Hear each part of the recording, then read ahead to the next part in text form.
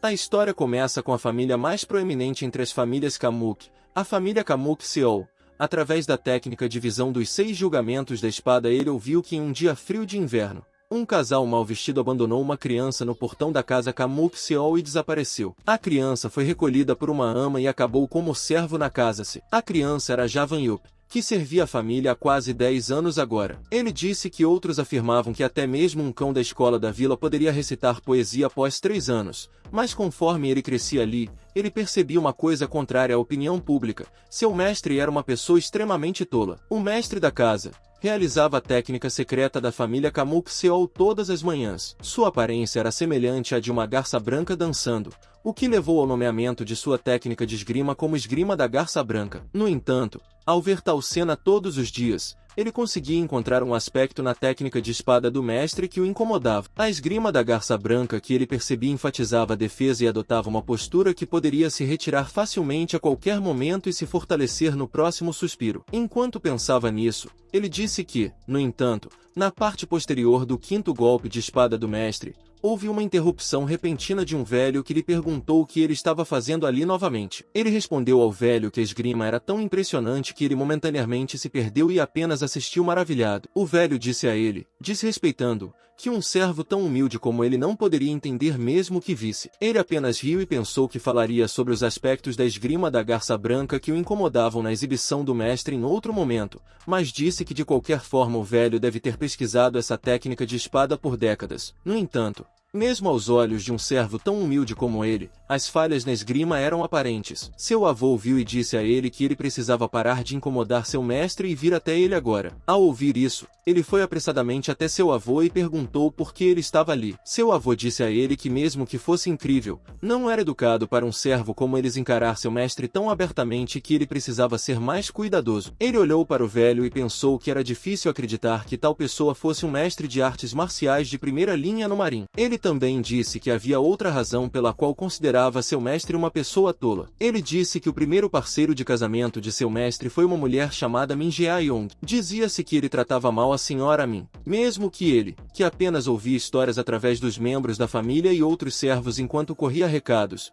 pudesse ver como a senhora Min era grande. No entanto, os dois entraram em conflito de opiniões em decisões cruciais, e após reflexão, não importava quantas vezes os pensamentos da senhora Min estivessem corretos. Durante decisões importantes, todos na família se seguiam a senhora Min e a respeitavam, enquanto o chefe da família, Seol Sok, estava com ciúmes da inteligência da senhora Min, o que o levou a tratá-la gradualmente com mais frieza e a ponto de sua frieza se estender até mesmo para com seus próprios filhos e não mudou até o momento em que a senhora Min faleceu. Ele disse que, ao afastar sua família com sua tolice e até mesmo perder sua esposa sábia, era inegável que seu mestre era verdadeiramente uma pessoa tola. Mas ele disse que, por enquanto, deixaria essa história de fundo da família Seol de lado e mergulharia em sua história. Enquanto Subon observava dessa forma, adivinhando que ele era o jovem mestre enquanto vagava e olhava para ele assim, de repente, ele se aproximou enquanto feliz que a colheita daquele dia foi ótima mais uma vez. Seu jovem mestre agarrou suas roupas pelo pescoço e perguntou quem ousara agarrar suas roupas, mas ele não esperava que fosse seu jovem mestre quem as agarrou. Ele ficou chocado com isso. E a história mudou para contar sua história e mostrou a cena dele passando pela cidade. Ele foi pego pelo campo de prisioneiros e serviu como escravo. Ele começou a correr recados pela cidade quando tinha cerca de 7 anos. Como resultado, começou a prestar atenção em várias coisas acontecendo no bairro. Ele viu um cara que ele havia visto repetidamente sempre tentando roubar comida. Ele disse que a maioria das pessoas da idade dele que ele encontrava nas ruas eram órfãos assim como ele. Ele disse que como não tinham dinheiro, enchiam seus estômagos roubando comida das lojas de outras pessoas. Mas nenhum deles era pego porque não eram ótimos ladrões e especialistas como ele. A maioria deles era frequentemente espancada até que suas almas escapassem. Ele disse que porque era diferente, podia sentir quantos olhos estavam observando mesmo sem olhar ao redor. Instintivamente, sabia como se mover por um caminho específico para evitar a atenção das pessoas ao redor. Foi assim que conseguiu tudo isso sem despertar a suspeita do dono da loja. Ele havia pegado bolinhos, bolos de arroz e muito mais. Ele também disse que os órfãos daquela vila que foram dados a isso naturalmente o seguiam por causa de sua habilidade especial. Ele aliviava a fome das crianças. Ele disse que não era um sentimento muito ruim. Ele disse que naquele dia,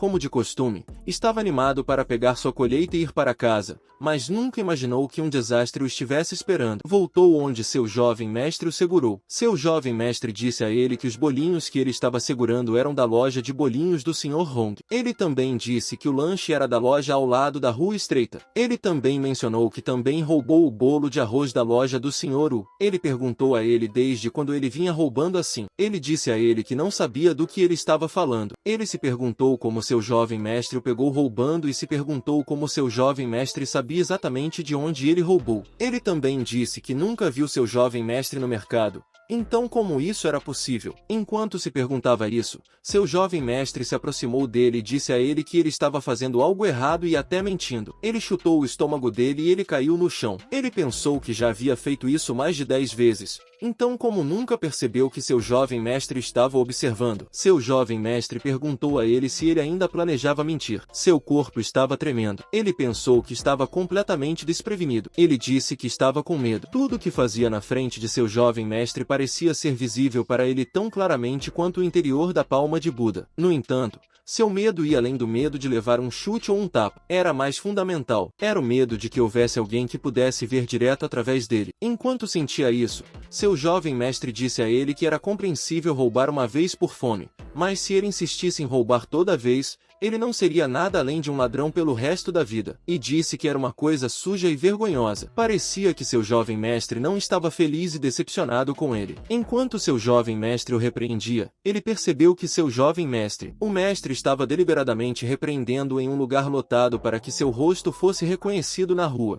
Mas seu jovem mestre disse a ele que fora da porta da frente de sua casa havia um buraco sob as raízes da árvore alcova. Ele colocaria uma de suas próprias carteiras lá todos os dias sempre que saísse para fazer recados. Ele disse a ele que poderia levá-la consigo e usá-la para comprar comida, mas ele disse em troca que se ele roubasse mais uma vez a partir de agora, ele lentamente desembainhou sua espada e disse que cortaria seu pulso. Ele apontou sua espada para ele e pensou que se fizesse isso, se tornaria um servo que tinha expiado seus pecados e ganhado a gratidão de seu mestre. Ele pensou nisso enquanto seu jovem mestre se afastava. Outros viram isso. Ele estava ajoelhado lá e pensando que não sentiria mais a emoção de roubar. Ele também disse que saber seus movimentos não era suficiente. Ele tinha memória para identificar e adivinhar a origem de todos os itens roubados. Ele tinha perspicácia para permitir que ele entendesse instantaneamente que tipo de pessoa alguém era apenas olhando nos olhos deles. Ele disse que seu jovem mestre era o ser humano mais assustador que conhecia, mas ele disse que, no entanto,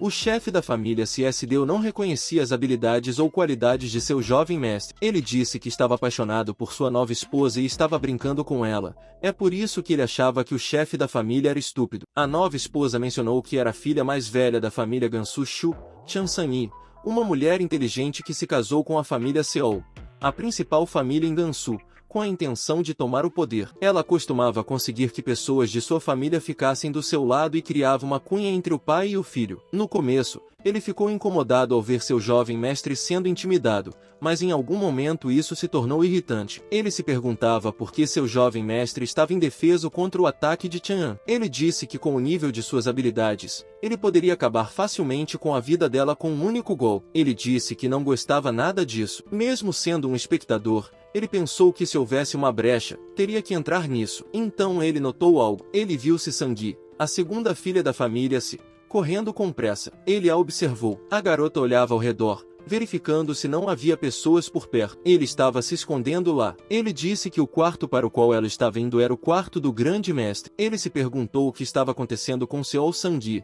mas achou que estava tão claro que ela estava tramando algo. Depois que a garota terminou e saiu, ele pulou lá e foi ver o que ela tinha feito lá. Ele disse que agora estavam até usando a própria filha deles, mas ele disse que não saberia a menos que verificasse por si mesmo que tipo de truque era. Ele disse que, nos tempos antigos, o conflito era algo que crescia e se intensificava, especialmente na antiquada família Seol. Ele se perguntou se conseguiria ver uma briga adequada entre Shangani e seu jovem mestre dessa vez. Desta vez ele abriu a porta e olhou ao redor. Ele disse que a desajeitada Seol Sangu com certeza teria deixado uma marca. Seu palpite estava correto e ele encontrou. Ele foi lá e disse que daria uma olhada para ver o que ela estava escondendo. escondendo lá. Ele viu um pergaminho. Ele se perguntou se era um documento de terra. Ele achou que entendeu. Ele disse que estavam planejando criar confusão e culpar seu jovem mestre por perder um documento de terra. Ele disse que se isso fosse descoberto, seu jovem mestre cairia em um abismo sem retorno. Enquanto olhava para isso, teve uma ideia. Ele disse que se esse documento de terra fosse descoberto no quarto de seu jovem mestre,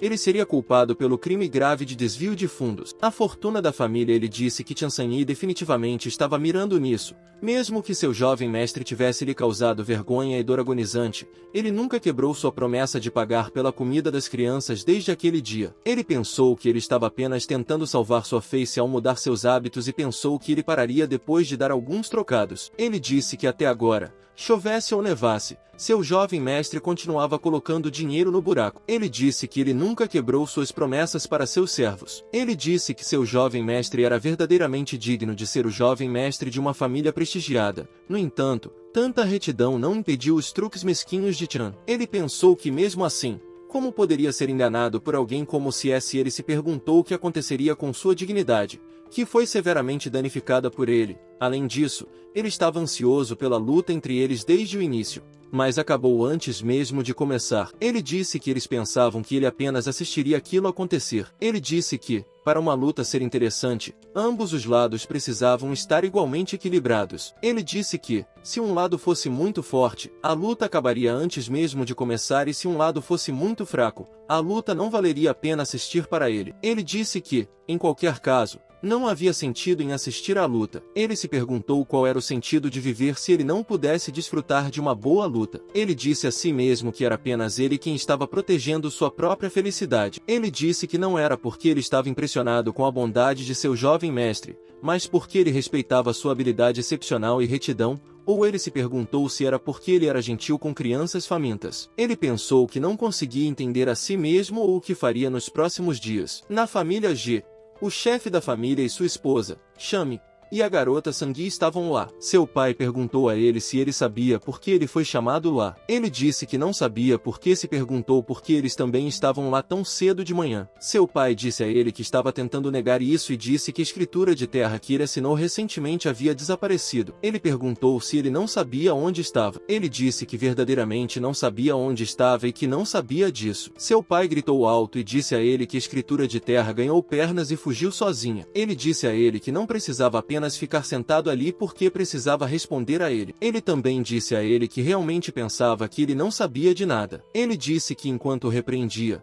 alguns dos servos viram isso enquanto estavam tão nervosos e caminhando e limpando ali. Chame disse que achava que ele realmente não sabia com certeza, mas ela havia notado que ele estava indo muito para os subúrbios ultimamente. Ela disse que ele era adulto agora, então ela estava preocupada com o que ele poderia pegar. Ele a olhou assim enquanto controlava suas emoções. Chame também disse a ele que os maus hábitos das crianças pequenas nos subúrbios e cortou suas palavras subitamente e disse a ele que estava preocupada com ele. Ela o olhou assim e Sangui parecia feliz olhando para ele com mais intenções. Ele parecia entender tudo isso, que esses dois estavam tentando enquadrá-lo como ladrão. Sangui disse que se lembrava que ontem, enquanto estava na lavanderia, viu algo como um pergaminho em seu quarto. Ele se perguntou se estava sendo acusado injustamente. Todo o seu trabalho árduo estaria indo por água abaixo. Ele disse que havia tolerado isso o tempo todo para manter sua promessa à sua avó, mas ele disse que esse tipo de absurdo de isso foi vergonhoso. Ele respondeu, dizendo que a segunda filha da família Seiyu estava ajudando os criados. Disse que era inédito. Enquanto contava isso a ela, disse a ela que ela tinha um bom coração. Ela estava tão nervosa e parecia que não esperava isso. Ela disse que se fosse assim,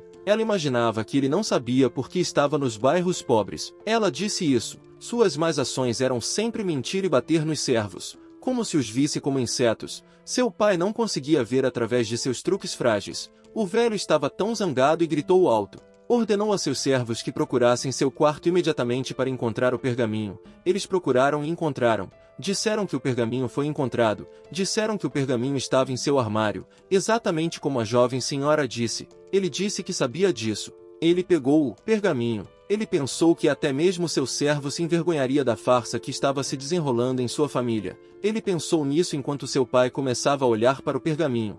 Quando ele viu, ele ficou chocado. Ele se perguntou o que era. Shangani olhou para ele. Seu pai disse que não era escritura de terra, era grafite. Son se perguntou o que estava acontecendo. Ele percebeu algo e disse que era ridículo. Ele disse que era definitivamente a primeira forma da técnica de visão do julgamento das 6 espadas. Ele disse ao seu pai que escondeu no armário porque estava envergonhado de suas habilidades de desenho. Ele perguntou se havia algo de errado com isso. Ele notou enquanto seu pai perguntava à esposa. RMC ficou surpresa e se perguntou como ele sabia que ele estava lá imediatamente. Ele disse que seu jovem mestre era realmente uma pessoa assustadora. Ele perguntou ao pai se poderia ir agora. Seu pai estava envergonhado e disse a ele que é claro que poderia e que poderia voltar agora. Mas sua irmã Sangui tentou impedir seu pai de fazer isso. Sua mãe disse que precisava parar agora. Agora que o incidente de roubo de terra chegou ao fim, a escritura de terra que era evidência neste caso ainda estava em suas mãos. Mas ele duvidava que alguém imaginasse que o culpado seria um jovem servo que corria recados enquanto ele pegava o dinheiro do buraco ao lado da árvore onde seu jovem mestre colocava. Como sua promessa a ele, ele disse que se perguntava quanto tempo seu jovem mestre ainda ia deixar que o empurrassem assim. Ele disse a ele que pelo menos deveria saber como se proteger. Ele disse que se deixasse aqueles bastardos se aproveitarem dele toda vez, alguém de repente falou e ele ficou chocado. Aquela pessoa disse a ele que era ele afinal. Aquela pessoa era uma garota, a senhora Sissuon, sua jovem senhora. Disse a ele que parecia que ele estava surpreso.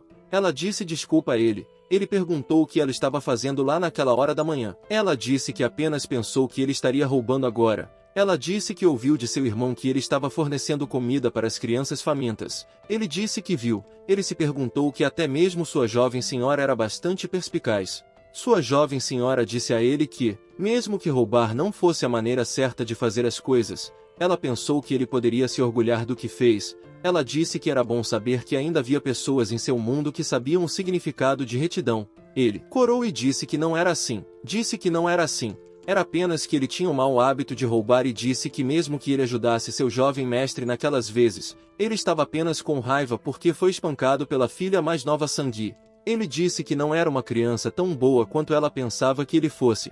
Enquanto dizia isso para ela, ela apenas sorriu para ele e pareceu que ele não acreditou no que ela disse e disse que mesmo assim ela ainda queria agradecê-lo. Ela disse que estava tão contente que ele fosse inteligente o suficiente para ajudar seu irmão. Ela se despediu dele e saiu. Ele se perguntou se seu jovem mestre definitivamente teria dito que ele não era inteligente, mas sim um bastardo astuto. Ele disse que a gentileza de poder encontrar pontos positivos em alguém e falar sobre eles, uma natureza gentil onde ela não se adiantava apesar de ser inteligente, e sim observava os arredores primeiro, e mesmo que a chamada chame agisse com malícia. Ele se perguntava se ela estava se segurando porque estava vinculada à reputação de ser a melhor do mundo. Ele disse que era melhor ser um servo como ele, que não tinha nada a perder. Ele disse que quem se importava com a honra da família ou o nome de seus ancestrais. Ele disse que como ambos seu jovem mestre e jovem dama iriam lidar com o que eles tentaram proteger com tanto esforço. Depois disso, um servo correu apressado enquanto dizia o nome de seu jovem mestre porque algo inesperado aconteceu. O servo relatou para ele que sua avó faleceu de repente. Ele ficou tão bravo ao ouvir isso. Parecia frustrado com o que aconteceu. Ele foi até lá e viu que estava prestes a desmoronar. Ele não conseguia acreditar. Ele se aproximou de sua avó, tirou a cobertura de sua mão e a tocou. Ele chorou e lembrou dos dias em que sua avó lhe disse que as brigas internas dentro de sua família só levariam a sacrifícios desnecessários. Ela disse a ele que ele sempre deveria proteger a família deles como o filho mais velho. Ela disse que era o desejo dela como avó dele. Ele lembrou disso e pediu desculpas para sua avó. Ele estava tão bravo naquele momento. Naquele momento vimos que ele estava de luto após aquele dia triste. O funeral de sua velha senhora foi conduzido em uma atmosfera sombria. RMC e seu avô estavam lá. Seu avô disse a ele que precisavam enviá-la embora em paz. Nosso MC se perguntou como a senhora Swan estava de luto. A visão de seu jovem mestre sofrendo era quase muito difícil para ele. No entanto, ele não podia intervir em coisas assim como fez durante o incidente do documento de terra. Ele só podia observá-los de longe. Ele olhou para seu avô. Ele parecia tão triste também. Ele se perguntou se a família Shi cairia nas mãos de Tian Sanyin. Ele se perguntou se isso acontecesse,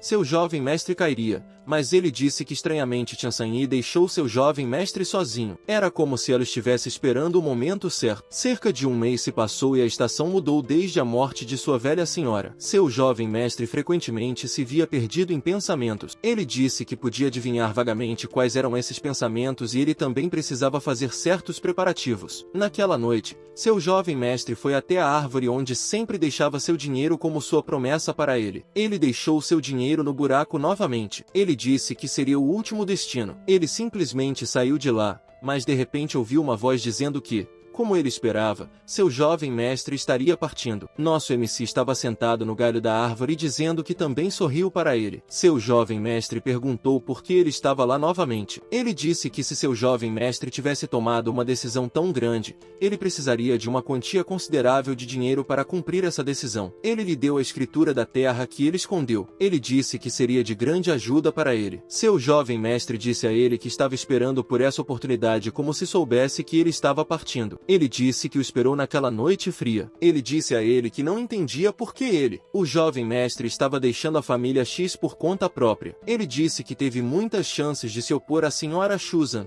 E eu também. Ele disse que deveria ter mostrado as verdadeiras qualidades de ser o filho mais velho de uma seita nobre ortodoxa, assim como fez com ele. E perguntou por que escondeu habilidades excepcionais até aquele momento. Seu jovem mestre disse que sabia que era o desejo de sua velha vovó e mencionou que sua vovó não queria que seu filho e neto brigassem com a nova nora, causando a queda de seu ex-filho. Ele também disse que sua vovó não teria querido tais resultados desastrosos. No entanto, ele disse que agora que sua avó faleceu, não há motivo para seguir isso e disse a ele para não se enganar, porque ele voltaria em breve. Ele mencionou que as forças que os estão atacando estão profundamente enraizadas no mundo das artes marciais, como uma cobra na grama, e agora que Shame assumiu o controle da família Shei deles, a família Shu provavelmente está planejando afastá-lo. Então, seu pai eventualmente perceberá, embora seja tarde demais até então, mas ele disse que, como o filho mais velho da primeira família de Gansu, não pode simplesmente ficar parado e assistir. Ele se tornará ainda mais forte do que agora e lidará com todos eles. Enquanto dizia isso,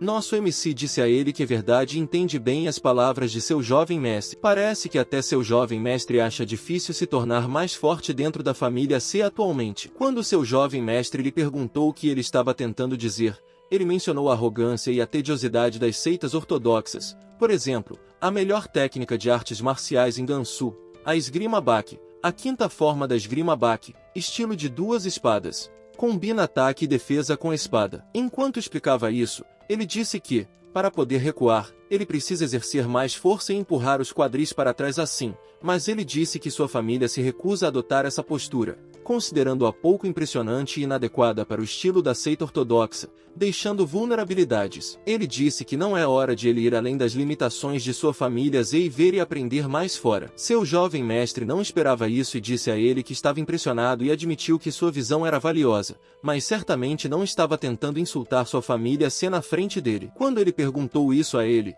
disse que é claro que não, porque também cresceu enquanto comia e vivia em sua família Sai. E parece que o poder da facção não ortodoxa é mais forte do que o da ortodoxa. Ele disse que veio lá para se despedir de seu jovem mestre, que estava partindo em uma longa jornada, porque estava preocupado com ele. Enquanto seu jovem mestre pegava o pergaminho que ele lhe deu, ele disse a ele que tudo bem, seja ele ortodoxo ou não ortodoxo, apenas para ser como sempre foi, e lembrou a ele para não roubar ou fazer nada de errado, porque ele seria o responsável por puni-lo. Ele tinha uma última coisa que queria perguntar a ele e quando perguntou o que era, se Sun estiver em apuros, apenas uma vez, como ele fez por ele para ajudar sua irmãzinha. Ele disse que Sun é uma menina esperta, mas apenas no caso, ele só precisa continuar mostrando interesse por ela como está fazendo agora. Enquanto ele pensava sobre isso, pensando no interesse, ele perguntou sobre o que ele estava falando e perguntou a ele quando ele já mostrou interesse em sua senhorita Sun. Enquanto seu jovem mestre ria dele, ele disse que estava ficando agitado com a palavra interesse e perguntou se ele realmente se importava com sua irmã. Ele também devolveu o pergaminho a ele,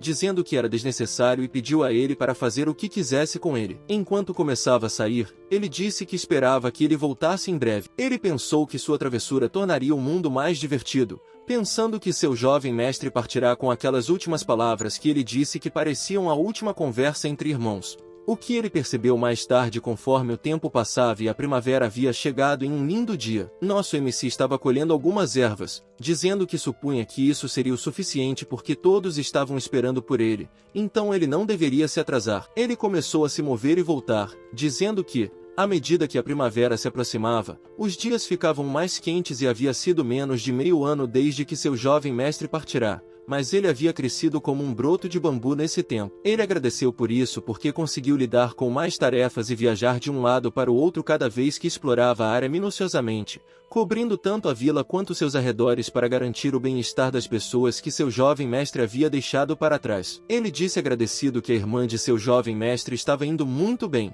sem grandes problemas para se preocupar, ao contrário de seu jovem mestre. Sua jovem senhora não tinha motivo para entrar em conflito com o Chame e ele disse que seu jovem mestre provavelmente viu isso chegando e tinha fé na astúcia de sua irmã antes de partir sozinho. Ele disse que até deixou para trás o último Andúril e era ele, por isso ele se perguntou se a capacidade de seu jovem mestre de influenciar as pessoas com apenas palavras mostrava que ele era muito mais poderoso do que ele era enquanto pensava nisso em confusão. A outra criada estava fofocando que alguém da família Yayu estava vindo lá e perguntando o que estava acontecendo. Quando ele ouviu isso, ele disse a eles que estava de volta e deu a erva para eles.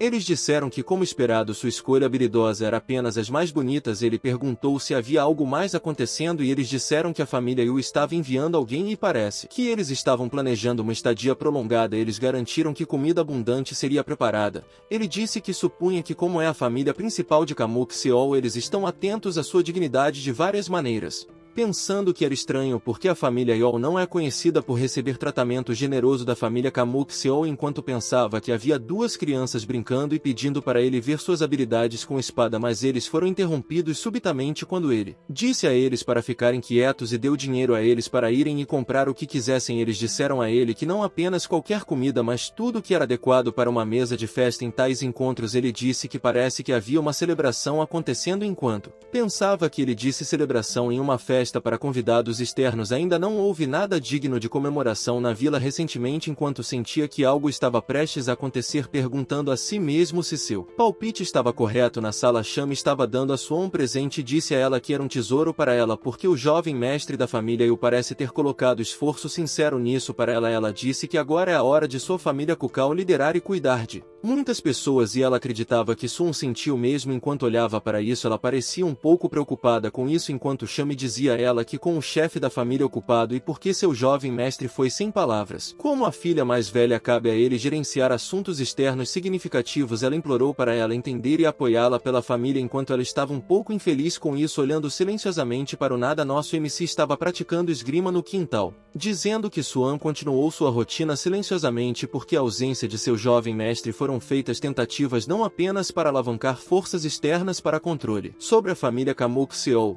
Ele disse que até tentaram vender Suan como uma ferramenta, como serva da família Kamuk Seol. Há limites para as informações que ele pode reunir, se sua jovem senhora for para outro lugar, tudo o que resta para ele fazer é, enquanto pensa nisso, ele estava tão incomodado com isso, ele disse que maldita seja a esgrima da garça branca.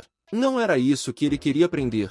Mas de repente ele foi interrompido por esses dois e o chamou de pirralho, perguntando por que ele estava balançando um pau enquanto se perguntava por que esses dois estavam lá. Esse cara chamado Ciel estava intimidando, dizendo que ele era uma criança insolente, perguntando o que ele estava fazendo com tanta arrogância. Ele respondeu, enquanto se curvava para eles, que estava limpando os pedaços de madeira espalhados ao redor da lenha. O cara pensou que, para ele, parecia apenas pegar galhos de árvore, enquanto esse cara pegava o galho em sua mão, pensando se esses dois estavam tramando algo novamente.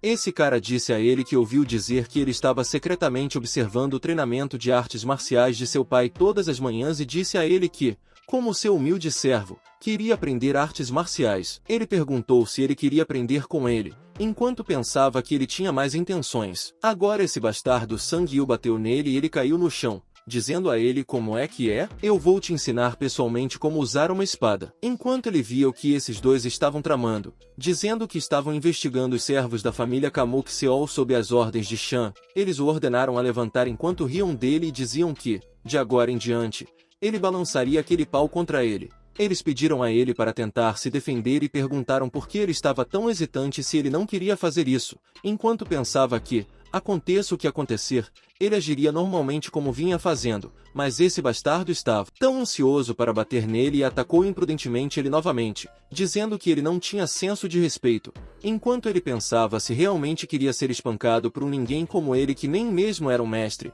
Ele esquivou do ataque e aquele cara caiu no chão. Enquanto Sanjil viu isso, ele o pegou e o prendeu, dizendo ao seu irmão para mostrar o que ele tinha. Sil disse que como ele ousava evadir seu golpe tão descaradamente, por causa disso ele deixou uma marca em seu rosto precioso e o socou no estômago, dizendo que ele era um pirralho maldito que se aproveitava de sua casa. Enquanto dizia isso a ele, ele continuou: maldito pirralho que se aproveita da casa. Enquanto dizia isso para ele continuou a espancá-lo enquanto pensava que tinha ficado com raiva sem motivo e escalou a situação. Agora ele não tinha escolha a não ser aguentar os golpes até que o pirralho Seol Sang-il se cansou disso e disse que aqueles garotos sempre dificultavam as coisas para ele. Ele disse que se seu jovem mestre tivesse pegado o título de terra, ele poderia ter sido livre e perguntou como um pirralho insignificante como ele poderia fazer isso. Enquanto ele se perguntava se seria ótimo se algum dia ele pudesse se encontrar com seu jovem mestre novamente com suas impressionantes habilidades marciais, aqui estava ele, um servo insignificante que balançava um bastão de madeira. Ele imaginou que era natural levar golpes por causa de seu baixo status. Aprender esgrima parecia uma fantasia distante.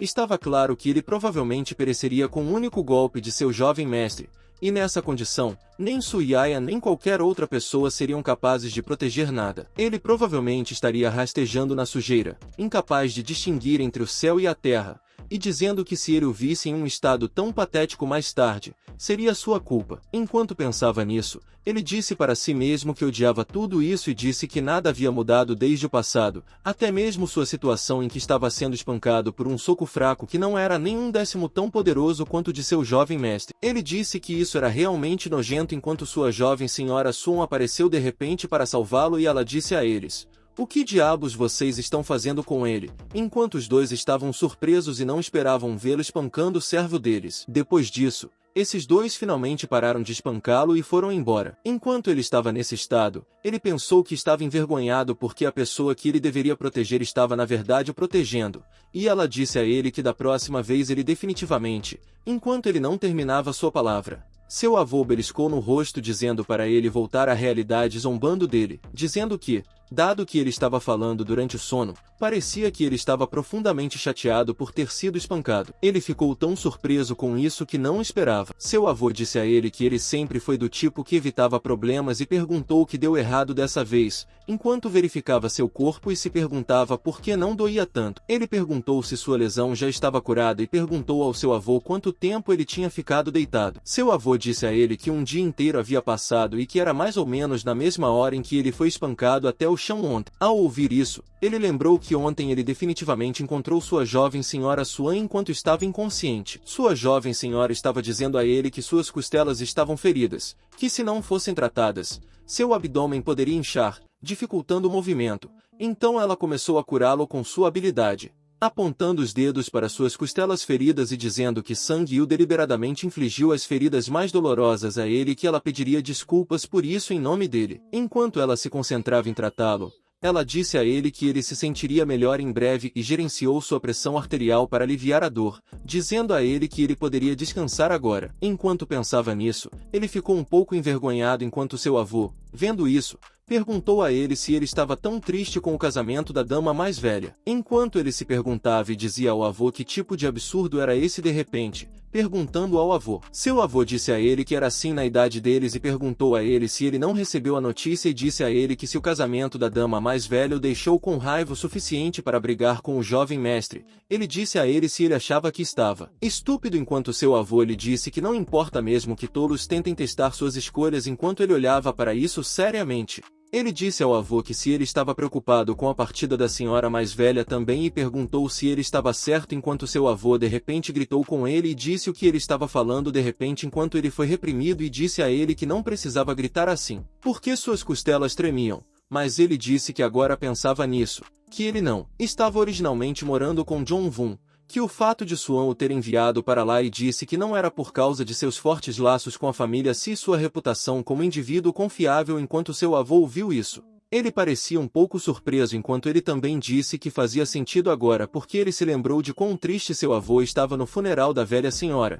Ele perguntou ao avô que tipo de relacionamento ele tinha com a velha senhora e disse que podia dizer que era semelhante a ele tentando proteger a senhora Sui enquanto seu avô estava perguntando o que ele queria dizer com isso agora. Ele contou ao avô sobre o que aconteceu na família Ciel até agora e o evento do documento de terra entre Shanji e o jovem mestre deles e as malfeitorias de Cecil e Cisange sob a observação da família deles e a notícia repentina do casamento de Suyan e sua suspeita de que tudo envolvendo Chame parecia nebuloso enquanto seu avô ouvia essa história. Ele também acrescentou que disse que era suspeito que Chame estivesse se apressando nesses casamentos enquanto seu avô dizia a ele que realmente o preocupava e perguntou se ele não passou a vida enganando os outros e perguntou por que ele estava revelando seus verdadeiros sentimentos agora. Enquanto ele estava confuso sobre o que seu avô estava dizendo e perguntando isso a ele, seu avô perguntou se ele estava sempre zombando dele, aquele que o criou, e disse a ele que ele era um bastardo malvado. Ele deu algumas desculpas dizendo que ouviu isso muito, mas não queria zombar dele e disse que não conseguia falar porque seu estômago doía enquanto seu avô olhava para ele assim,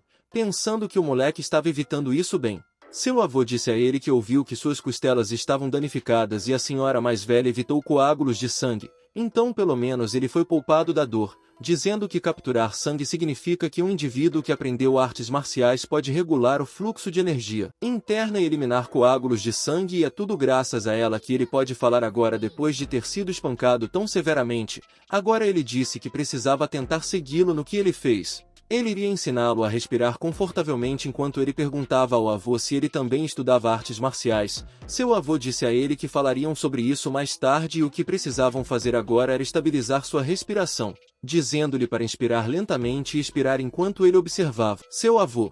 Ele começou a seguir suas instruções e disse que a técnica de respiração que tentou pela primeira vez permitiu que uma energia revigorante fluísse em seu corpo, e depois de algumas respirações sua dor logo desapareceu e seu corpo se sentiu muito mais confortável e leve. Ele disse ao avô que era tão incrível e disse que a técnica de respiração que ele desenvolveu era incrível enquanto seu avô lhe dizia que ele era um wanderer. Ele encontrou um velho de aparência estranha na montanha e deu-lhe algumas passas e álcool, e ele deu-lhe um livro e ele aprendeu com isso lendo o livro, dizendo que talvez aquele velho fosse um mestre de artes marciais desconhecido para o mundo mais amplo enquanto seu avô lhe dizia que seu avô estava pegando algo e disse que ele sabia que também era esperto, então daria isso a ele para que ele pudesse ler o livro sozinho, dizendo que sabia que ele continuaria mentindo para ele de qualquer maneira. Ele disse que precisava descansar por um dia inteiro porque sua lesão não estava totalmente recuperada, e disse a ele que só conseguiu ler o primeiro capítulo do livro e não foi além disso, enquanto seu avô lhe entregava o livro.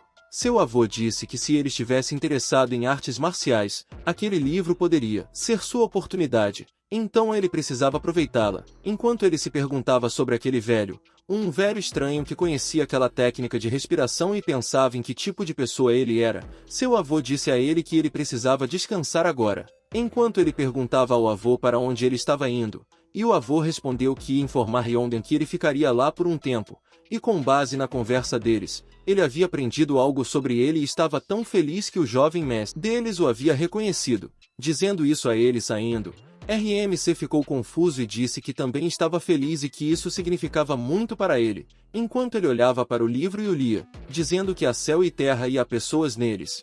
As pessoas nascem e vivem imbuídas com a energia do céu e da terra, alinhando-se e fundindo-se com essa energia. Você pode ter controle sobre todas as coisas, e disse que não são seus pais que os fazem nascer, como o céu e a terra podem ser responsáveis por seu nascimento, que há todos os tipos de ditos estranhos. E essa era a primeira parte do livro, que era em sua maioria escrita assim, e a história continuava por um longo tempo, quase até a margem, mas no momento em que ele leu aquela frase, ele foi capaz de entender os sentimentos do velho que escreveu o livro, que ele nasceu muito fraco, então desistiu de tudo para buscar força. Então ele disse que ali ele deixou uma técnica de respiração que é a parte mais fundamental de sua força, que aqueles que buscam força podem, através de treinamento contínuo, realizar feitos tão formidáveis quanto arrancar o Monte Tai. Depois de entender isso, ele começou a cultivar usando aquela técnica de respiração, e disse que mesmo estando deitado, cheio do fôlego inicial do livro, a dor que ele tinha desapareceu,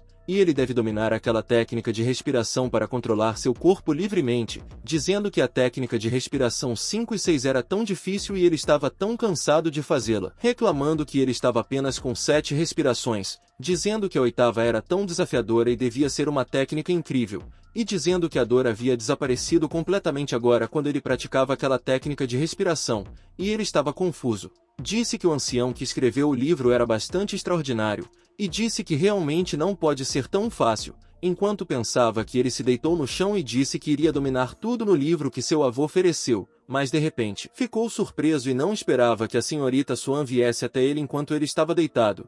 Depois que a senhorita Swan chegou, a conversa mudou para eles. Ele expressou sua surpresa por ela vir a um lugar tão simples, devido a um mal-entendido. Ela explicou que veio verificar sua saúde e queria saber como ele estava se sentindo. Ela também se desculpou em nome de seus irmãos pelo erro deles. Ele a tranquilizou dizendo que não havia necessidade de desculpas porque ela cuidou dele e impediu que sua dor piorasse. No entanto, ela insistiu que estava preocupada que ele pudesse estar mais machucado do que deixou transparecer. Ele se sentiu envergonhado e ele assegurou que estava bem agora, desde que não fosse repreendido por deixá-la entrar em seu quarto humilde. Ela riu e perguntou se o havia deixado preocupado antes de sair. Deixou alguns remédios para garantir sua cura completa e se despediu, dizendo que se encontrariam novamente. Ela pediu que agradecesse ao avô em seu nome. Embora ele parecesse triste quando Lady Swan partiu, ele voltou à tarefa de pegar o livro. Enquanto lia, percebeu que não era apenas um soco que ele poderia desconsiderar, considerando quanto Lady Swan havia se preocupado com ele. Resolveu se tornar mais forte e começou a cultivar a técnica de respiração de 10, aumentando gradualmente para 20. Ele se concentrou em fundir cada respiração com sinceridade e coração,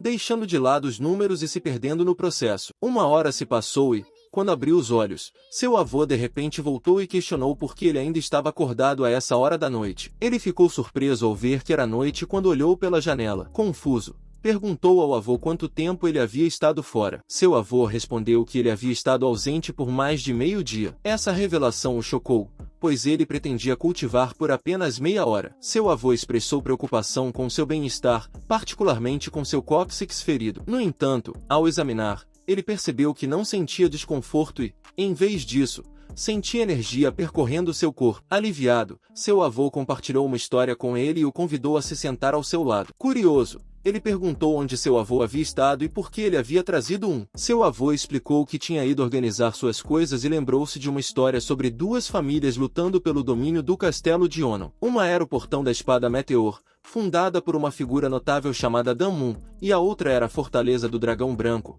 uma família menor e menos conhecida. Surpreendentemente, foi a Fortaleza do Dragão Branco, com suas artes marciais não convencionais, que emergiu vitoriosa, apesar da Aliança Bel prever a vitória do Portão da Espada Meteor. Após a batalha, ambas as famílias desapareceram do mundo, como se tivessem se absorvido uma à outra. No entanto, recentemente, o sucessor do Dragão Branco, Dragão Fortress, havia se revelado. Enquanto seu avô compartilhava essa história, ele se perguntou se aquela pessoa era o Yui. Se fosse, os Shami deveriam estar em aliança com eles. Enquanto pensava nisso, seu avô lhe disse que havia feito algumas investigações, mas havia informações estranhamente escassas sobre o marido da jovem dama deles. No entanto, ele se lembrava que Noma costumava mencionar isso como um hábito e ela parecia saber muito sobre isso. Então ele estava observando e mantendo um olho no príncipe deles e na jovem dama deles. Agora ele entendia um pouco sobre isso. Seu avô lhe disse que isso era tudo o que ele sabia e mencionou que havia investigado minuciosamente o potencial perigo no casamento da jovem dama deles. Talvez a partir de amanhã ele descobrisse mais sobre a família Yuli. Ao perguntar ao avô sobre o pacote e de onde ele conseguirá aquelas coisas, seu avô explicou que era uma roupa que Noma fizera para ele em seus dias de juventude. Ele aguardou porque não conseguia usá-la ou tocá-la, mas como Noma deixou isso para ele, ele teve que trazê-la. Ao ouvir isso, ele disse ao avô que entendia seus sentimentos, mas se perguntava se era demais para ele. Seu avô respondeu que ele não entendia porque um velho como ele precisava entender as coisas antes de agir. Ele aconselhou a tomar cuidado para não acabar em nenhuma confusão. Ele respondeu que, embora não fosse tão inteligente quanto seu avô, Era um velho que havia passado por tudo isso. Além disso, enquanto ele não estava por perto, ele pediu que protegesse a jovem dama deles acima de tudo. Após essa conversa, seu avô Heng deixou o Khan Soak Seul cedo pela manhã. Ele pensou que Noma devia ter sido uma pessoa especial para seu avô, mas agora, com Noma e seu avô ambos desaparecidos, apenas sua senhorita Suan permanecia. Ele se perguntava se havia sobrecarregado o único homem com seus problemas, mas ele se encontrou em uma posição semelhante. Em vez de salvar a senhorita deles, ele se encontrou em uma situação onde foi salvo. Ele percebeu que precisava se tornar mais forte. Ele perguntou ao avô como ele se tornou mais forte. Enquanto inspirava, ele se perguntou se era por vingança, por justiça, como seu avô Heng, ou se era para proteger os entes queridos, como seu avô Heng. Mas ele disse a si mesmo que não era nenhum dos dois. Ele só queria viver uma vida sem arrependimentos. Ele disse que, tendo crescido como órfão servindo nas casas dos outros, ansiava por trilhar seu próprio caminho como um ser transcendente de limites ordinários que pudesse superar tudo isso. Ele se concentrou em sua cultivação. Ele pensou que o caminho do mal e da magia era muito mais adequado do que o chato caminho da retidão. Por isso escolheu o caminho da magia. Ele percebeu que não podia proteger a senhorita deles agora, mas estava agradecido por ela ser inteligente e conseguir superar tempos difíceis sozinha enquanto eles seguiam seus próprios caminhos. Ele disse que ele também deve buscar seu próprio caminho. Ele admitiu que não entendia completamente os sentimentos de seu avô, mas ele o viu sair de casa como se estivesse perseguindo Noma, a quem ele havia estimado por toda a vida. Ele pensou que suas escolhas eram diferentes do que desejava. Enquanto pensava em tudo isso, um cara o chamou e ele se virou. Depois de ver quem era, ele o chamou de tio Jong-vun. Seu tio Jong-vun disse que, considerando quanto ele gostava de vagar, estava apenas preocupado que ele pudesse ter encontrado seu fim, já que estava desaparecido em ação. Ele assegurou ao tio que se sentia um pouco indisposto, mas estava bem. Ele ficou feliz em ver seu tio com uma batata. Seu tio mencionou que, como ele não estava trabalhando e ficando no quarto o dia todo, seu rosto parecia pálido. Ele lhe deu a batata e ele a comeu. Seu tio lhe perguntou se o avô Heng não voltasse depois de alguns dias, ele poderia pegar aquelas roupas. Ele perguntou se ele entendia o que isso significava. Ouvindo isso,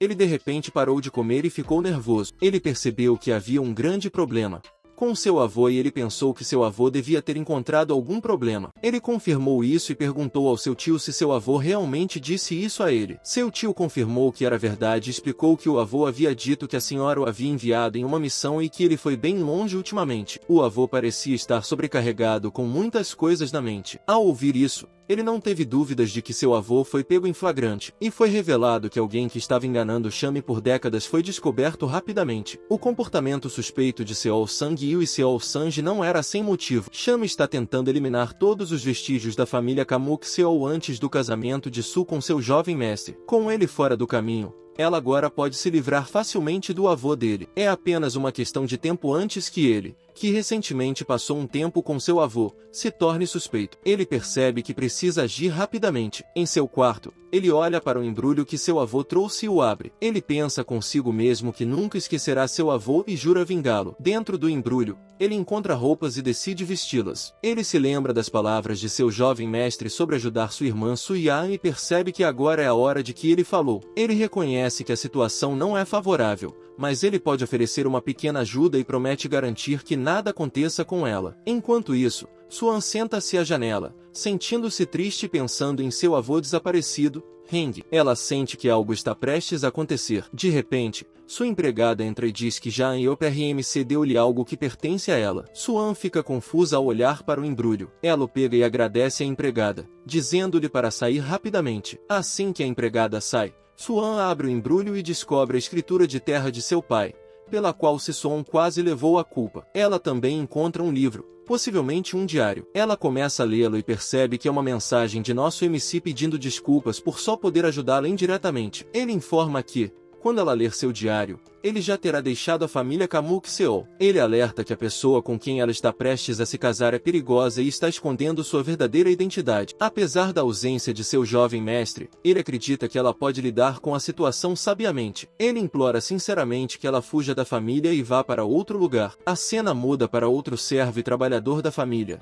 que nota nosso MC passando. Eles se perguntam quem ele é, já que nunca o viram antes. Um deles nota algo brilhando em sua bolsa e descobre uma moeda de ouro. Eles ficam todos confusos e se perguntam quem está deixando moedas de ouro para eles. Até o tio de nosso MC fica perplexo com a situação. Finalmente, nosso MC está pronto para partir e considera as moedas de ouro como compensação pelo trabalho árduo deles. Ele sente que quitou todas as dívidas em seu coração e não tem mais nenhum apego a eles ou à família Kamuk Seol. Apesar de ter vivido lá por mais de 10 anos, ele se sente diferente de todos eles e não tem intenção de ficar amarrado. Ao olhar para a vista de sua cidade natal, ele declara que, de agora em diante, ele só se concentrará no que decidiu fazer. Ele acredita que a história de seu jovem mestre, Lady Soan e ele mesmo, Javan Yop, está apenas começando. Enquanto isso, no quarto de Shan, uma serva informa que o Sr. Huang finalmente morreu sem revelar nada. Ao ouvir isso, ela entende e decide tomar as rédeas da situação. Ela ordena que a serva lide com o corpo e enfatiza que ninguém deve se tornar um obstáculo para a conclusão de Suyan. Ela está encantada com este desenvolvimento e admite que nunca esperou que um velho com uma história tão ridícula permanecesse em seu castelo. Ela acredita que foi uma boa decisão ter esse Sanjil e esse Sanji de olho nele. Com a ajuda deles,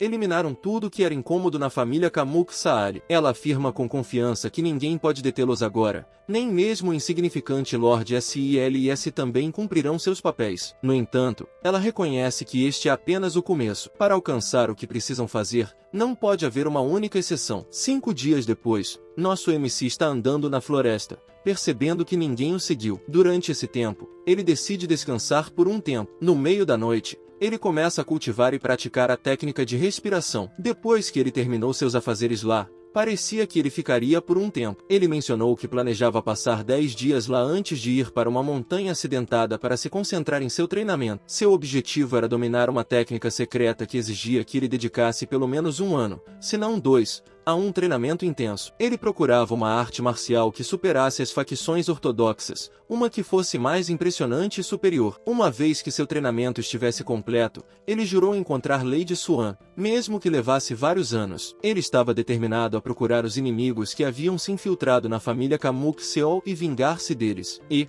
uma vez que sua vingança estivesse completa, ele até entretinha a ideia de desafiar seu jovem mestre. Enquanto ponderava tudo isso, ele percebeu que havia algo mais que ele realmente desejava obter com suas próprias mãos. De repente, ele notou um galho preso aos seus pés. Uma faísca de inspiração acendeu dentro dele enquanto ele o pegava e sorria. Sacando sua faca, ele declarou que sempre esteve sozinho desde o nascimento. Enquanto raspava o galho, ele jurou viver sua vida como quisesse. Uma vez que tudo estivesse acabado, ele sentiu um senso de liberdade. Ao terminar de raspar o galho, moldando-o em uma espada improvisada, com orgulho e liberdade no coração, ele imaginou conquistar o vasto mundo. 2 anos depois, na família Kamuk, seu tio estava limpando do lado de fora. A jovem comentou sobre seu trabalho árduo desde a manhã. Ele respondeu que havia apenas começado a varrer, mas parecia que ele também tinha retornado cedo. Chamando-a de tia, ela explicou que o novo servo do anexo estava negligenciando seus deveres. Ele reclamou sobre a arrogância do servo, agora que sua esposa estava encarregada da casa. Ela o advertiu sobre falar desrespeitosamente, lembrando das consequências se sua senhora ou mestre ouvissem. Ela então procedeu a descrever o estado atual da família Kamuk. A atmosfera estava sombria desde que seu jovem mestre e Lady Sun desapareceram. As pessoas especulavam que a família Kamuk estava em declínio, vivendo dos restos de sua antiga glória. Eles não eram mais considerados a estimada família Kamuk. No entanto, ela expressou esperança de que um dia seu jovem mestre retornaria como um herói e restauraria a grandeza da família Seol. Enquanto isso, fora da fortaleza do demônio celestial, Solbeon estava de pé. A história diz que a maioria dos indivíduos que trilham o caminho do mal se corrompem pelo seu treinamento em artes marciais, envolvem-se em ações perversas e devassidão. Eles se tornam inimigos do Morim. Além disso, sucumbem aos seus demônios interiores e perdem o controle sobre seu poder. Alguns que escolhem o caminho do mal encontram seu fim através da autodestruição ou execução. No entanto, há aqueles que, apesar de seguir o caminho do mal, permanecem artistas marciais com vontade inquebrantável. Entre os 10 melhores, os mestres das artes marciais, apenas 2 pertencem à facção heterodoxa J, o herói heterodoxo e seu contraponto, o demônio justo. O resto dos mestres das artes marciais vem da facção ortodoxa. Ainda assim, todos eles alcançaram o ápice de suas habilidades. Sua natureza brilhante e nobre brilha até mesmo entre os mestres da facção heterodoxa. Este lugar não é outro senão a fortaleza do demônio celestial, onde reside o demônio justo Gao-Miok. Gao-Men-Ruk e sua neta Gao-Men-Han estavam jogando Beduk. A menina deu checkmate no avô e riu dele, provocando que ela o venceria novamente. Ela lembrou-o de sua promessa de ensiná-la artes marciais se ela vencesse. Enquanto ela estava feliz, seu avô se sentiu envergonhado e explicou que ensiná-la artes marciais era perigoso para sua segurança. Sua neta expressou decepção com seu avô por não cumprir a promessa e fingiu chorar para convencê-lo a ensiná-la. Como resultado, seu avô acreditou que suas habilidades estavam melhorando rapidamente e percebeu que não tinha escolha a não ser ensiná-la artes marciais. Ele inicialmente lhe ensinara Go, esperando que ela se afastasse das artes marciais. Ele se perguntou como as coisas tinham chegado a esse ponto. Ele mencionou Gao Men-Ayuk, um renomado artista marcial que uma vez foi um estudioso sem interesse em artes marciais quando criança. No entanto, seu talento e físico eventualmente o levaram a abraçar as artes marciais depois que seu mestre implorou persistentemente. De maneira semelhante, a família de JW sempre fora de estudiosos sem interesse em artes marciais, mas sua neta, a menina dos seus olhos, sempre possuíra um forte desejo de aprender artes marciais. Ele se lembrava de quando sua neta era jovem e costumava massagear seus ombros. Agora ele sentia que ela só se importava com suas habilidades marciais. Enquanto ele ponderava, um de seus discípulos o interrompeu para informar que um jovem convidado desejava desafiá-lo. Intrigado, ele queria ouvir a opinião do discípulo primeiro. O discípulo mencionou que fazia muito tempo desde que eles tiveram um convidado tão extraordinário. Em resposta, ele decidiu cumprimentar pessoalmente o desafiador e viu isso como uma oportunidade de escapar das exigências de sua neta. No entanto, sua neta o impediu,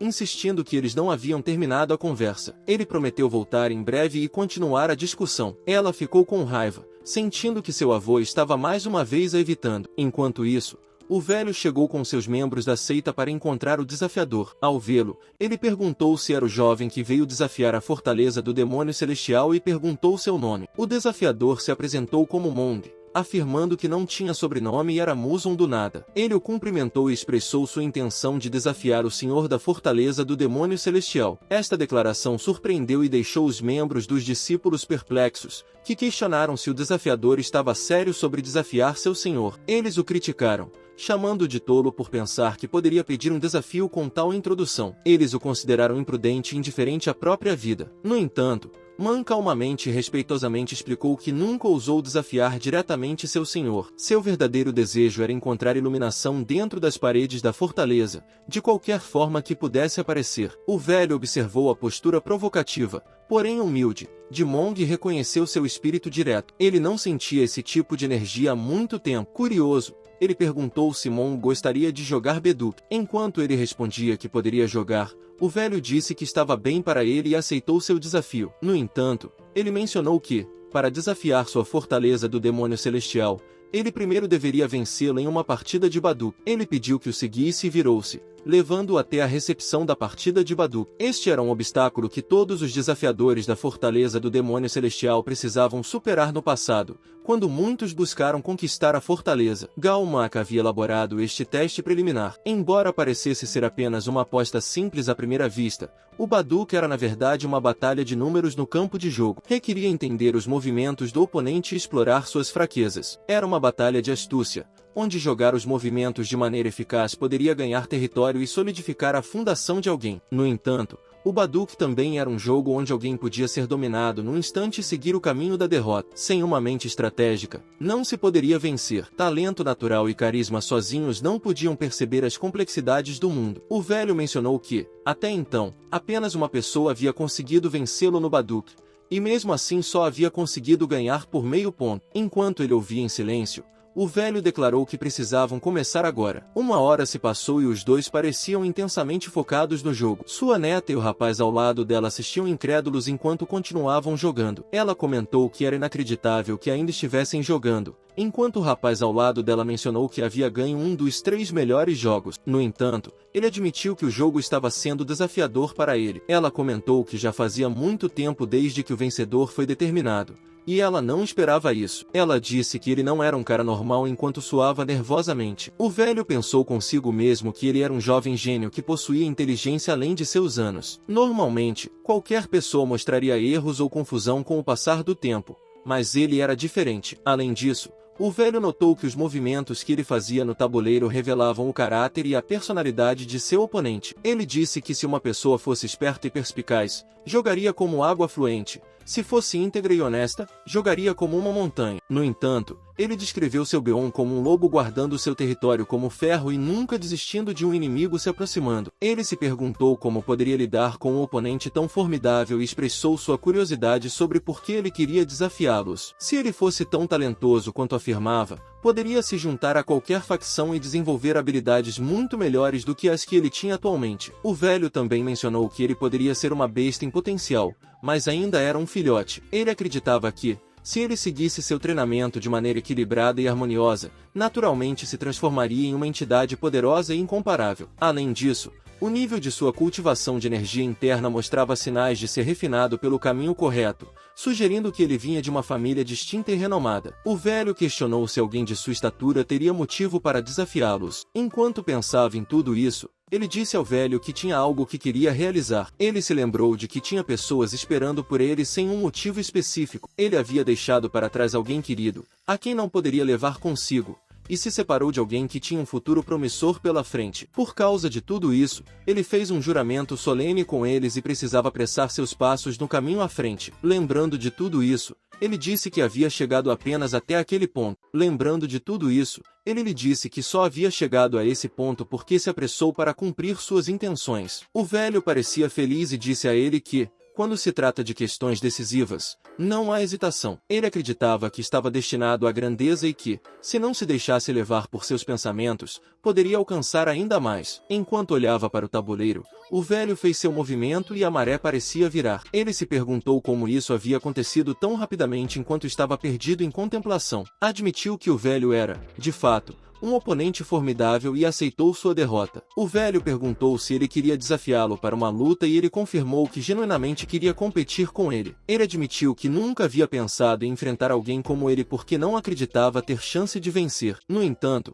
pensou que, se lutasse com ele, que era considerado um grande mestre há muitos anos, sem dúvida ganharia um grande esclarecimento por si mesmo. O velho pensou consigo mesmo que sua humildade era impressionante e que ele era um indivíduo admirável. Disse a ele que estava certo sobre isso e chamou sua neta Minhan, pedindo que saísse por um momento, e a apresentou a ele, revelando que ela era sua neta Gao Minhan. O velho enfatizou que jogar Baduk não era apenas sobre ganhar apostas, mas também sobre apreciar o jogo em si. No entanto, deixou claro que isso não significava que poderiam desconsiderar as regras acordadas. Sugeriu que sua neta, que havia recebido seus ensinamentos, lutasse com ele. Ao ouvirem isso, ambos se olharam intrigados com a ideia. O velho mencionou que, embora sua neta tivesse começado recentemente sua jornada nas artes marciais, já estava fazendo grandes progressos em dominar a disciplina. Viu isso como uma oportunidade para testar suas próprias conquistas e pensou que poderiam jogar outra partida de Baduk enquanto esperavam pela sessão de sparring. No entanto, sua neta reclamou que só recentemente havia ensinado artes marciais a ele e exigiu competir contra um mestre. Seu avô parecia estar inventando desculpas e negligenciando seu treinamento nos últimos 3 dias. Em resposta, ele lhe disse que era o que era e mencionou que o jovem que o desafiava tinha mais ou menos a idade dela. Ela insistiu que seu avô deveria tê-la treinado corretamente e pediu a oportunidade de se provar. Prometeu que,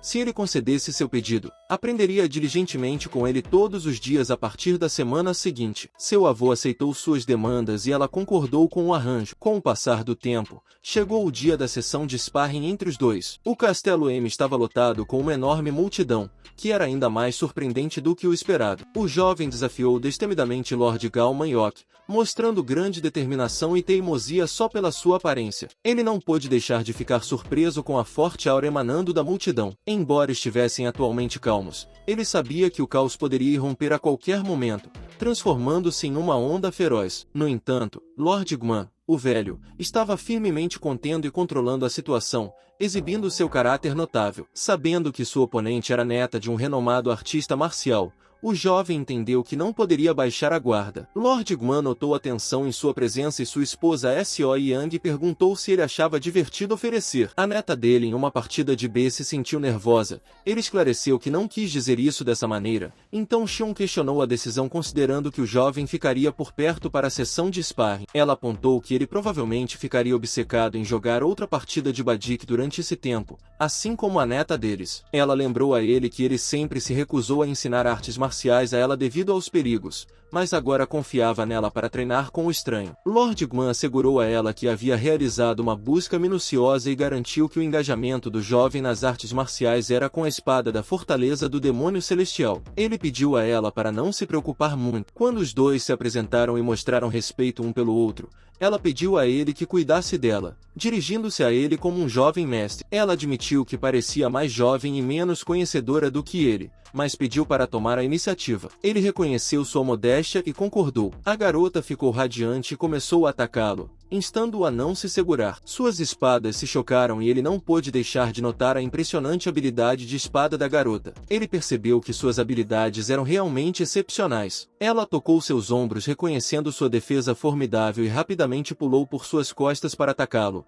mas ele conseguiu desviar do ataque dela. Ela comentou que foi por pouco e recuou. Ele não esperava que ela fosse tão impressionante e adaptável. Ela mostrou flexibilidade e rápida tomada de decisão no calor do momento. Ele sabia que, se baixasse a guarda, seria perfurado pela espada dela. A garota se perguntou por que seu avô tinha o olho nele e infundiu sua espada com uma aura, desafiando-o a lidar com seu poder. Nosso cara, completamente empolgado, está se preparando para um confronto com algo completamente inesperado. Enquanto isso, a moça salta no ar, pronta para fatiar nosso cara com um sério poder vegetal. Ao realizar acrobacias aéreas, ela revela uma espada de nuvem de neve que dispara raios de neve, criando uma discoteca de inverno. A expressão do nosso cara é impagável porque ele percebe que isso não é um truque de festa comum. Mas, espere, antes que ela possa desencadear um apocalipse gelado nele, nosso cara faz um movimento ninja. Rápido como um gato, ele desvia de seu ataque gelado. Em meio ao caos, há um velho que provavelmente é mais velho que a receita secreta de bolo da sua avó,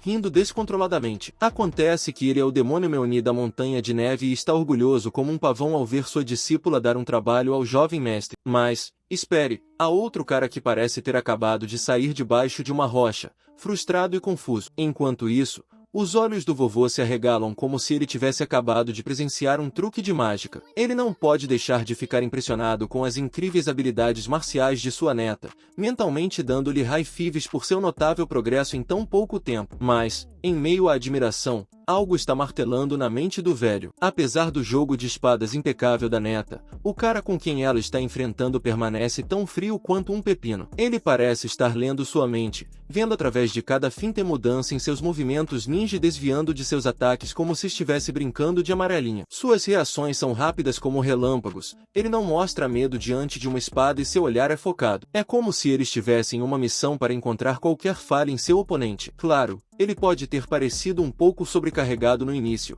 mas o vovô não é enganado. Esse cara tem cicatrizes de batalha mais profundas que uma conversa filosófica às 3 da manhã. Agora vamos aproximar do nosso cara. Ele suavemente puxa sua espada das costas, como se estivesse realizando um truque de festa surpresa. Bem na frente dele, a moça avança parecendo totalmente perplexa, como se tivesse tropeçado em um show de mágica sem um programa. E aqui vem a reviravolta. Nosso cara, parado lá como se fosse a reencarnação de Buda, começa a irradiar uma luz azul que deixa a moça coçando a cabeça, se perguntando se ele está prestes a tirar um coelho da cartola ou algo assim. O velho e o mendigo de antes estão praticamente sem palavras, sem saber o que acabou de acontecer. Acontece que o movimento ousado do nosso cara envolve ele imitando a técnica da espada de nuvem de neve que a moça estava exibindo anteriormente. Enquanto isso, o velho grande não acredita no que vê, ele se recusa a aceitar que nosso cara possa casualmente pegar um movimento tão chamativo apenas observando algumas vezes. Agora, nosso cara, sério, espada na mão, avança em direção à moça com a velocidade de um guepardo. Bem neste confronto épico, suas espadas se encontram de frente à moça, sem querer recuar, rapidamente contra-ataca seu ataque. Mas aqui está o detalhe.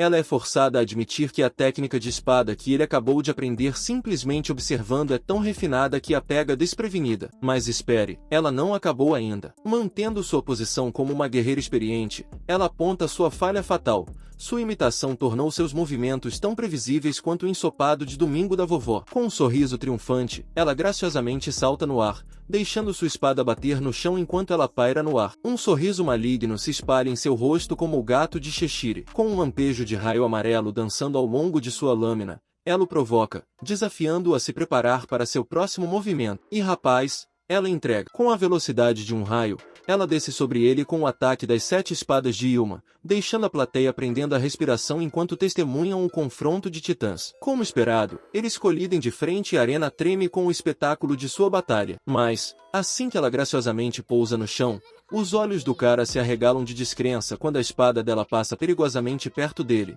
deixando-o engolindo em seco. Movida por uma intensidade felina, a moça avança sobre ele mais uma vez e o choque de suas espadas ecoa pela arena como uma sinfonia de aço. E assim a batalha continua sem fim à vista. Os espectadores, presos na poeira levantada pelo intenso confronto de espadas, estão praticamente comendo poeira. Todos os olhos permanecem grudados no campo de batalha, aguardando ansiosamente o vencedor final, incluindo o velho e seu ajudante mendigo, suas mandíbulas batendo no chão quase se tornando parte da nuvem de poeira enquanto antecipam o desfecho. Não vamos esquecer o carinha. Ele está igualmente ansioso, esperando testemunhar o grande final. Acontece que o jovem mestre e a moça estão em um impasse. Ninguém caiu ainda. A vovó solta um suspiro de alívio e a plateia aplaude, dando os parabéns à neta do demônio justo. Então, após o confronto épico, a moça e nosso cara engajam em uma conversa pós-batalha, trocando agradecimentos e elogios. Ela revela que se divertiu no duelo e também aprendeu muito, mas, fiel ao seu estilo,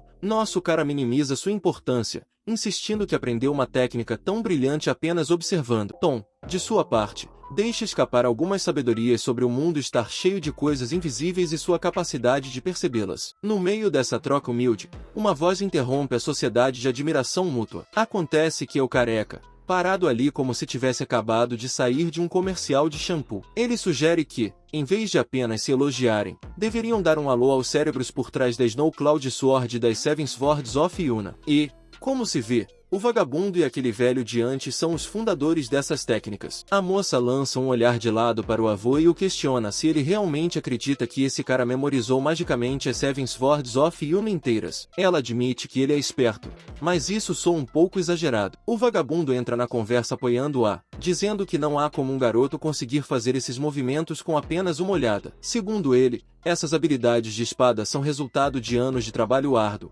não de um tutorial único. No entanto, o careca intervém com um choque de realidade, apontando que todos viram o garoto replicar esses movimentos após apenas alguns olhares. No meio da discussão dos mais velhos, nosso cara permanece em silêncio, sem se incomodar em entrar na conversa. Quando o velho diz que quer conferir os movimentos, nosso cara lhe dá um olhar frio, perguntando se ele não consegue ouvir e afirma, de forma brusca, que se ele não tivesse memorizado, não conseguiria executá-los assim. Mas o vagabundo não aceita isso. Ele grita para nosso cara abandonar o ato reservado e mostrar suas verdadeiras cores. Mostre do que você é feito, ele grita, acreditando que a honestidade e a abertura servirão melhor para ele. Quebrando seu silêncio, nosso cara responde calmamente com um como quiser, empunhando sua espada firmemente. Ele desencadeia uma série de movimentos extravagantes e brilhantes que poderiam rivalizar com uma audição de Star Wars. O careca, o cucaracha frio que é, fica ali assistindo ao espetáculo se desenrolar. No final, ele sorri porque,